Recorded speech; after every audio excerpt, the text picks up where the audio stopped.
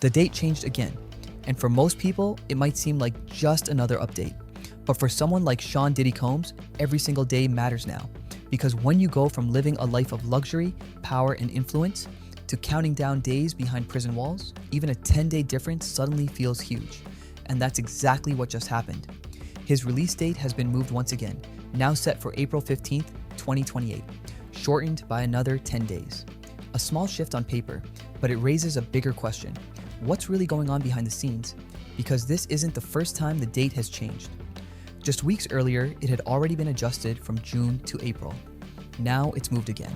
And when something keeps shifting like this, people start asking questions. Is it standard procedure? Is there something happening behind the scenes? Or is this part of a larger story we're not fully seeing yet? The truth is, situations like this often come with layers, and while official records confirm the change, the reasons aren't always clearly explained, and that's where the speculation begins. But to understand why this moment matters, you have to go back to how it all started. Because this wasn't just a random fall from grace, this was one of the biggest names in the music industry. A man who built an empire, suddenly facing consequences that changed everything. The conviction itself shocked a lot of people. For years, Diddy was seen as untouchable, someone who had navigated fame, business, and controversy without ever truly losing control. But this time was different. This time, the outcome wasn't something that could be managed or spun. It was real, and it came with a price. And then came the moment that changed how people saw him forever. His words in court. Because instead of defiance, instead of denial, what people heard was something else entirely. Regret. Real, raw, uncomfortable regret. He called his own actions disgusting, shameful, and sick. And for someone who spent decades building a larger-than-life image, hearing him say, "I am not this larger-than-life person, I am just a human being," hit differently. It wasn't polished, it wasn't rehearsed. It felt like a man realizing, maybe for the first time, just how far things had gone. He admitted that he got lost. Lost in excess, lost in ego. And that line stands out because it explains more than people realize. Fame has a way of distorting reality. When you're constantly surrounded by success, power, and people telling you yes, it becomes harder to see where the line is. And sometimes, by the time you realize it, you've already crossed it. That's what he seemed to be describing. Not just a mistake, but a gradual loss of control. But words only go so far, because after the courtroom, reality sets in. And that reality now looks very different from the life he once lived. Instead of mansions and private jets, he's now at a low-security federal correctional institution in New Jersey. A place where routines are strict, freedom is limited, and time moves differently. Reports say he was transferred there after spending time in a detention center in New York, marking another shift in his situation.